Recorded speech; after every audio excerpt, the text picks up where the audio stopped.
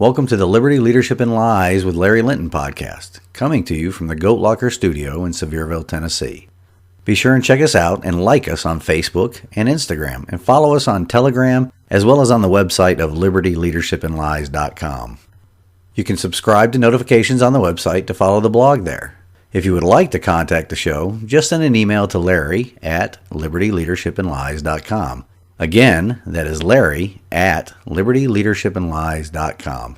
Now, on to the episode.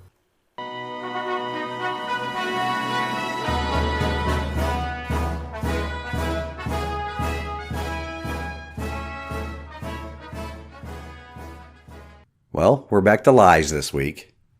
There are always too many lies told to us by our elected, supposed representatives to capture in one episode. This topic could get old, but it must be covered so that we can awaken the citizen sovereigns of our great republic to an out-of-control, overreaching government.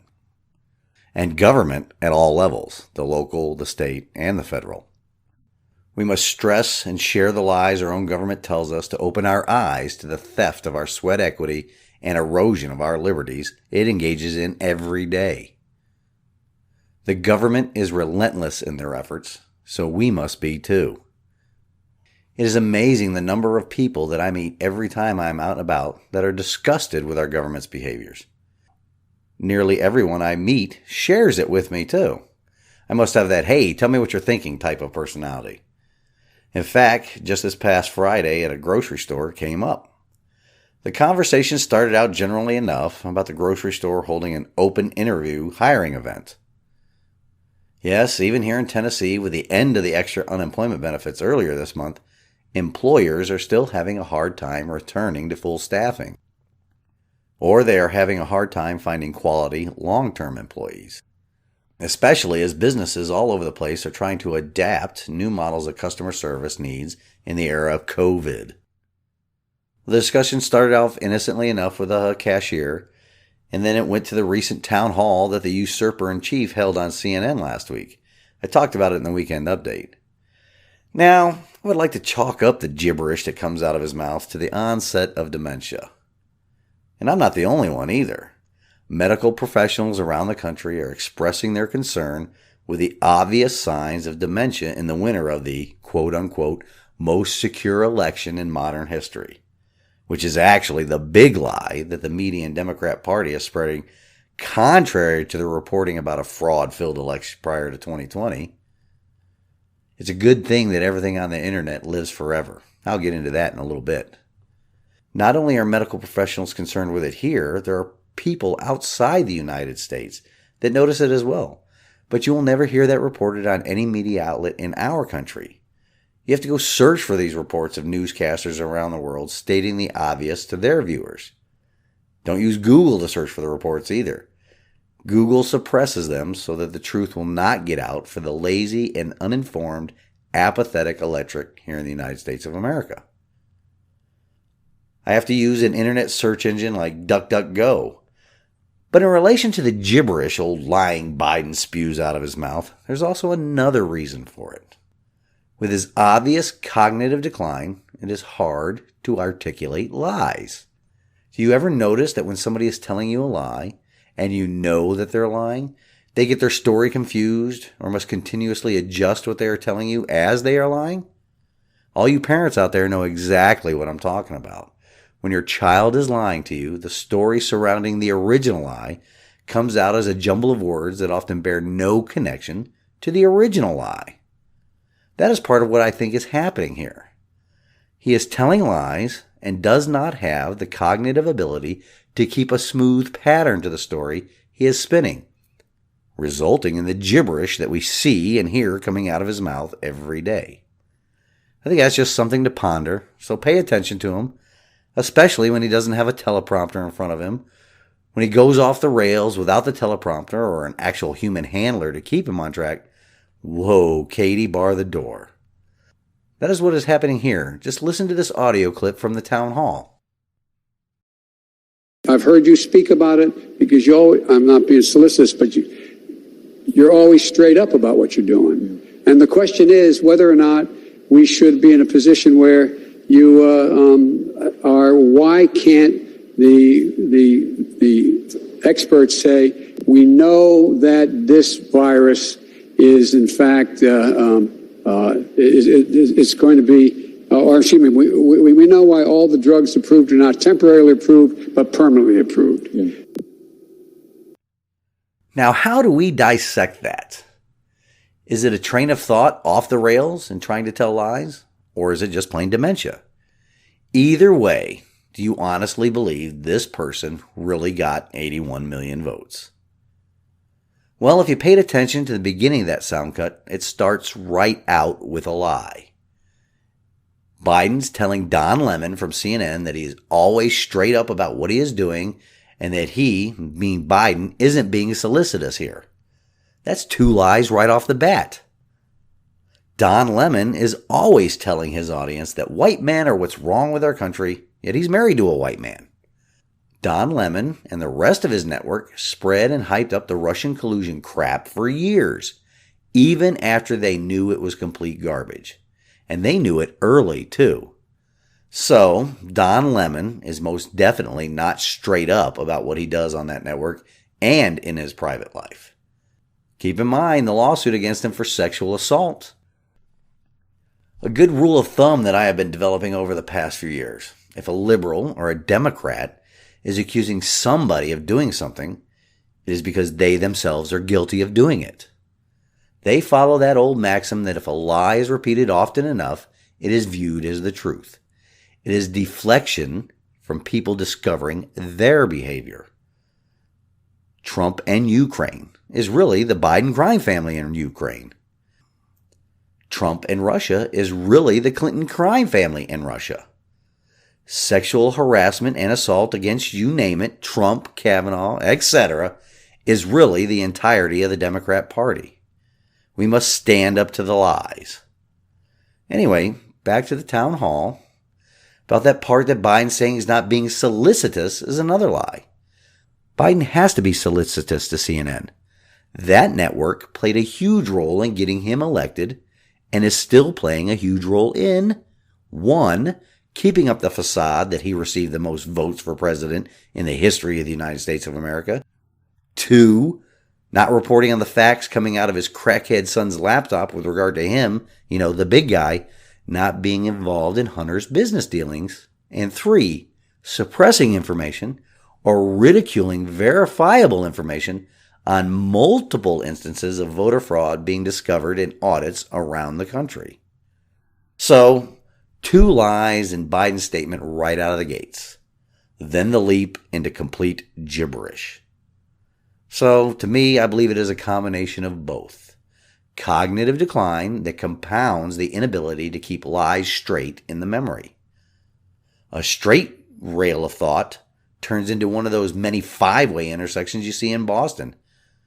Because Joe Biden has been serving in elected office since 1970, he has had to have told so many lies that now, with his mental faculties eroding right in front of our eyes, he cannot keep up with the many lies he has told us all for more than 50 years.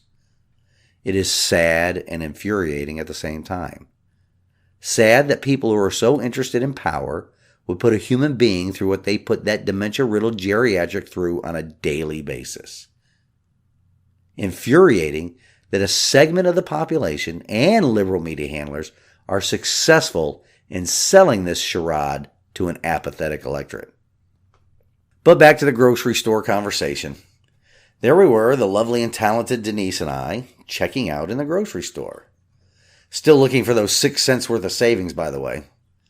And the conversation with the cashier went from the hiring event to Dementia Joe. The gentleman that was bagging our groceries, well, not really bagging, he was standing off in the periphery. And he's a fellow veteran that I regularly talk to when I'm there at the grocery store. He suddenly stepped in and changed the subject of the conversation to firearms. It seems he's a big fan of them like me, and we started talking about the M1 Garand and the 1911 Colt 45. That's when the cashier winked at us and whispered, "He voted for Joe." No wonder the stepping in to change the topic. Again, he wasn't even bagging our groceries. He was just on the periphery of the conversation and jumped right in. Like many of the usurper-in-chief's voters, all 81 million of them, dead, 2, 3, or 4-time voters, out-of-state voters, or phantom voters, right? I'm sure they are quite embarrassed by their choice right now. I would definitely not want to be aligned with this embarrassment. He's an embarrassment not only on the national stage, but the world stage as well. Just like a lot of products that come from China, this one has a lot of defects, if you know what I mean. Before we continue, I'd like to pause for a word from a supporter of this podcast.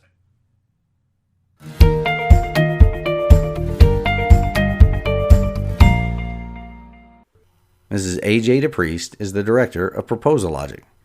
Proposal Logic is a woman-owned, minority-owned small business located just outside Nashville, Tennessee, serving federal contractors with proposal management and technical writing expertise. Since 2011, AJ has served more than 150 federal contractors on proposals for more than 200 federal agencies. While average win rates for federal proposal developers rest around 35%, AJ finished 2020 with an astounding 100% win rate for her clients. So stop losing conventionally and start winning unconventionally. If you are a federal contractor and you are ready to win government contracts, contact AJ at 615-474-2123. Again, that is 615-474-2123. Or you can email her at aj@proposallogic.com. Again, that is aj@proposallogic.com. PROPOSALOGIC.com.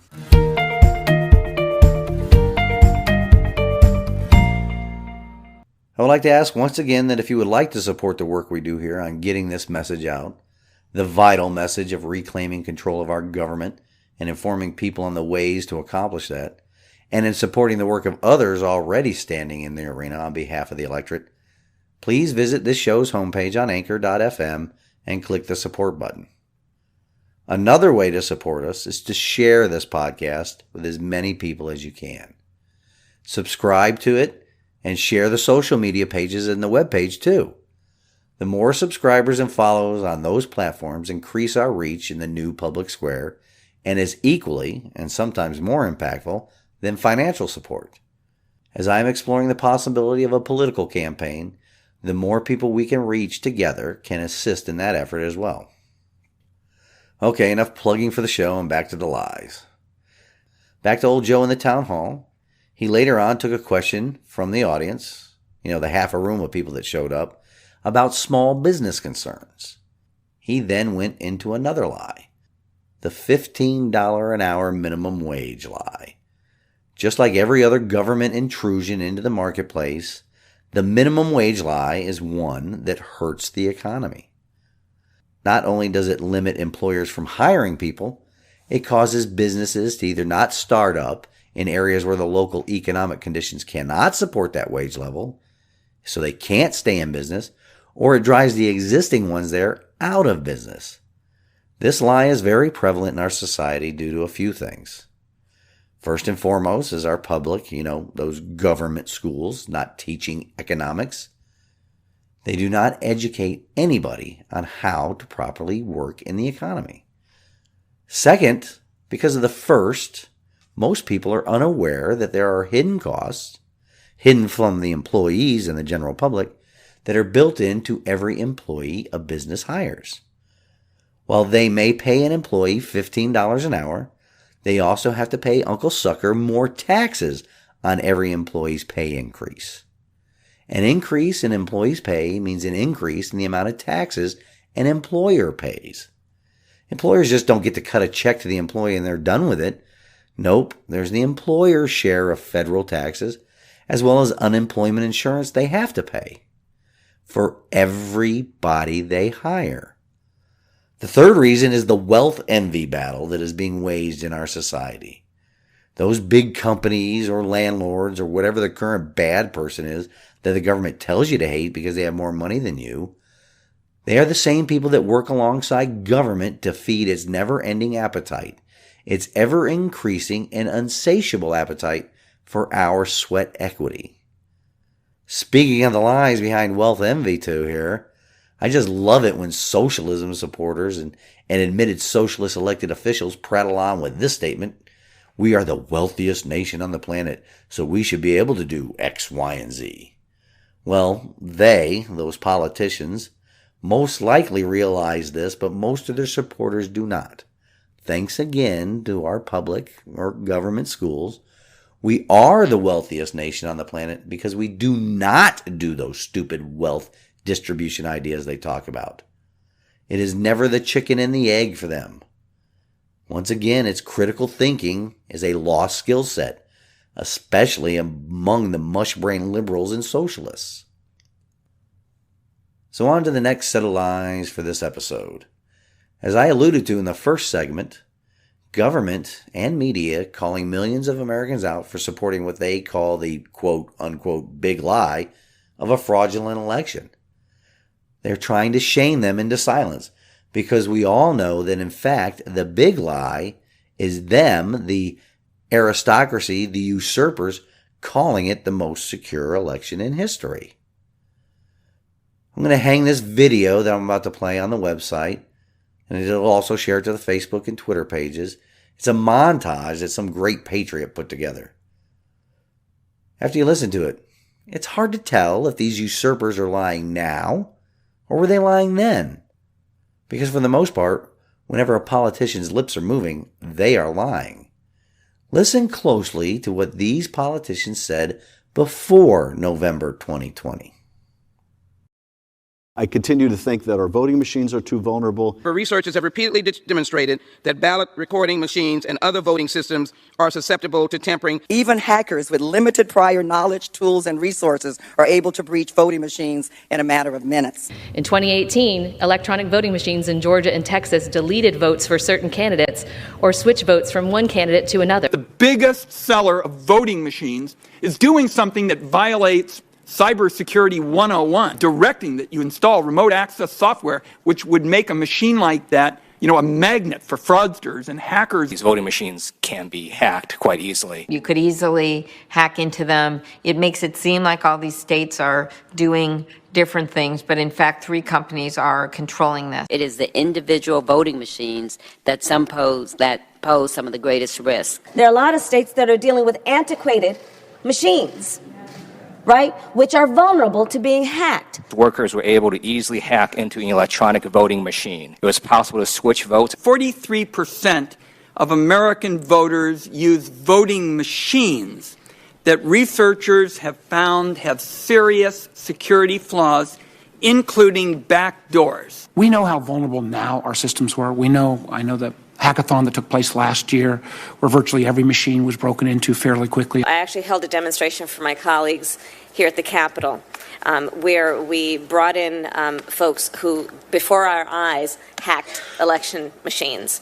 Those that are being used in many states. Aging systems also frequently rely on unsupported software like Windows XP in 2000, which may not receive regular security patches and are thus more vulnerable to the latest methods of cyber attack. In a close presidential election, they just need to hack one swing state, or maybe 1 or 2, or maybe just a few counties in one swing state. I'm very concerned that you could have a hack that finally went through. Well, that video I played, or the audio you just heard from it, has the ultimate example of a usurper of liberty in our Congress right now. The slimy Representative Adam Schiff, Democrat from California. By the way, I wonder how Shifty Schiff's buddy Ed Buck is doing right now. Not much in the national news about him. There's a bit of news locally in California concerning Ed Buck. I think his trial has started for the second death, of a male prostitute in his home. Now, 1 death may be an accidental overdose, but 2 is definitely a pattern. National news will not dare cover Ed Buck because of his ties to the Democrat Party. I tend to not follow the deviant behavior that is typical of people in California, especially Hollywood. If your political point of view is guided by the nastiness that comes out of the people that are paid, and paid richly, to pretend to be people they aren't, you should not be allowed to vote, period. Those people, for the most part, are the very epitome of hypocrisy. Every time they open their mouths in support of a political and economic system that would literally end their careers and suck their wealth into the black hole that is government spending, they should be publicly flogged. At the very least, their infomercials and commercials should come with what social media is now using as misinformation labels. Like, warning, what you are about to hear is utter hypocrisy that no sane human being should consider as valid points of view. Much like what they are doing in their acting roles, they are just pretending for the camera in order to fool the public. But back to Shifty Shift and the infamous Ed Buck. I'll hang a picture of the two of them together on the website as well. And there's more on Ed Buck in a bit. There are several other prominent Democrat politicians in that montage as well, including our current vice president. I'm not sure you could recognize her voice without her typical hyena cackle included, but she is in there, along with Ted Lieu. He's another one of Ed Buck's buddies. Got a couple of pictures of them that I'll throw up on the webpage. Really cozy in them, too. I wonder what Schiff and Lieu knew about Mr. Buck's behavior and when they knew it. But back to that montage, though. Why the change of heart on the vulnerability of voting machines? Watching them all talk about seeing for themselves, personally, that voting machines were vulnerable to hacking before November 2020, yet now trying to denigrate all the people that are trying to ensure free and fair elections after all the chicanery that was witnessed during that election. Did you even pay attention to what Mr. Ted Lieu said? Listen to his part again. In a close presidential election, they just need to hack one swing state, or maybe one or two, or maybe just a few counties in one swing state. Now louder for those of you in the back. In a close presidential election, they just need to hack one swing state, or maybe one or two, or maybe just a few counties in one swing state. They, the Democrats, brought this possibility into the mainstream. And now it is called the big lie because it resulted in their candidate being installed in the Oval Office. Now, saying Oval Office reminds me of something I heard this past week when describing Dementia Joe. Somebody said it. Who was it? It was, it was former Secretary of State Mike Pompeo. That guy's a brilliant dude. Anyway, he said that we now have a president that is looking for corners in the Oval Office. Now, that's funny. I don't care who you are. Let's pause for a word from another supporter of this podcast.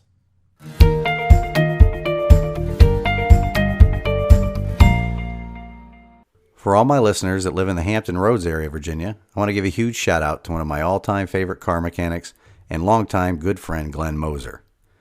He is a supporter of this podcast and the owner-operator of Professional Auto, located at 5900 Thurston Avenue, Suite Alpha in Virginia Beach. Phone number is 757-962-0102. Not only is Glenn an extremely talented mechanic, but he is also a great American and a staunch supporter of our constitutional rights. My family and I relied on Glenn and Professional Auto for all of our vehicle needs when we lived in the Hampton Roads, Virginia area. Quality work at a fair price and service with a smile are what you will receive when you take your vehicle to Professional Auto. I encourage all my listeners there in the Hampton Roads area to look them up if your car needs work. Again, that is Professional Auto, 5900 Thurston Avenue, Suite Alpha in Virginia Beach, Virginia, and the phone number is 757-962-0102.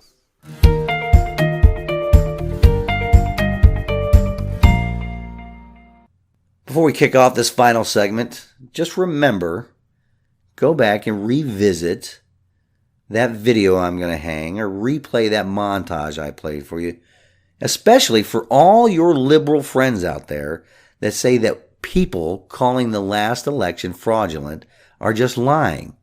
Remind them that it was their favored politicians that were saying our elections were vulnerable. Play that for them over and over. And then as we kick off this final segment, I would like to make an announcement about the next guest we'll have on the podcast. In the last episode on leadership, I mentioned some of the people in our society that are homeschoolers and how they are true servant leaders. Our next guest will be one of those servant leaders. I met this young lady at a Constitutional Conservatives meeting and was thoroughly impressed with her passion and drive, and I believe that the audience will be as well. As an added bonus, this young lady was just elected as the president of the Sevier County Right to Life organization. She is standing in the arena on many fronts. I'm super excited to have this young lady on the show and share information with you that you too can get involved in and step into the arena to defend your constitutionally protected, God-given rights against the creeping tyranny that is our government. Okay, the last lie I would like to cover today is one of the biggest ones being spread by our government currently. That is that the events of January 6th being an armed insurrection. If that were the case, how many of the people that are currently languishing in a jail cell have been charged with insurrection? I mean, right now, how many have been charged with insurrection? Here's the dictionary definition of insurrection. It's defined as an act or instance of rising in revolt, rebellion, or resistance against civil authority or an established government. In fact, insurrection is in the criminal code. It's 18 U.S. Code 2383, rebellion or insurrection. Whoever incites, sets on foot, assists, or engages in any rebellion or insurrection against the authority of the United States or the laws thereof, or gives aid and comfort thereto, shall be fined under this title or imprisoned not more than 10 years, or both, and shall be incapable of holding any office under the United States. So we have the definition, and with it, the criminal code that people can be charged with. Again, I ask, how many of the 587 people have been charged with insurrection? The total count as of today, and after Pelosi's convening of her commission, is a grand total of 0. Why is that the case when we have members of Congress and their enablers in the media daily calling it an insurrection? Well, I believe it's for a couple of reasons. Well, first and foremost, it's a lie. Next, it's to stir up the lunatic left. Nothing like getting the already crazy people even crazier, right? Another reason, I believe, can be found in the criminal code. That being the part that states gives aid or comfort thereto. How many videos exist of the Capitol Police and other security personnel there that day opening doors and guiding people into the Capitol building? Enough that would be considered evidence in a court of law of giving aid to an insurrectionist. So, many of the hundreds of people are charged with knowingly entering or remaining in any restricted building or grounds without lawful authority. In other words, trespassing or disorderly conduct on Capitol grounds. Very weak charges. As for the touted armed insurrection, just how many of the nearly 600 arrests are being charged with firearms violations? That would be 2. 2 of the 587 charged committed firearms violations. None of them fired a weapon either. Yet this is the biggest attack on democracy in our nation's history, or since the Civil War, or since 9/11, or since whatever politician is calling it this week. If people cannot see that the political class and their media enablers are lying to you, I do not know what else to tell you. These lies are meant to stoke fear, hate, and division. It just takes a simple internet search to find the facts, and using sites that do not suppress the facts. That's always important. Use those other search engines that I mentioned that do not filter and point you away from what old Uncle Al Gore would say are inconvenient truths. If the public would truly throw off their apathy, they would see through the governments, the usurpers of our liberty, and their media enablers' lies. Our country would be in a much better place right now. More to come on this committee, which is Pelosi's blatant abuse of power, in future episodes. Pay attention to Congressman Jamie Raskin on this committee. He was impeachment Part 2 leader from the House, who has blatantly lied to cover up for Antifa by falsely claiming, smooth words that just mean lied, falsely claiming that Trump supporters burned down a church. So, a committee formed on lies, to cover for lies, will report out nothing but lies, not the facts as stated in its charter. You will see. I told you this before. Mark my words, what comes out of this committee. All the recommendations for legislation will make the Patriot Act and the 9/11 Commission just look like child's play. Before we close the show, I would like to leave you with this from God's Word. Job 21:34. How can your empty cliches comfort me? All your explanations are lies. I only covered a few lies today. Lies that the usurpers use as explanations for their power grabs. Open your eyes. Open your family members' eyes, your neighbor's eyes, your coworker's eyes to the truth. You can find it just as easily as I find it and I talk to you about every week. Until next week, stand in the arena with me. Reveille, it's time to wake up.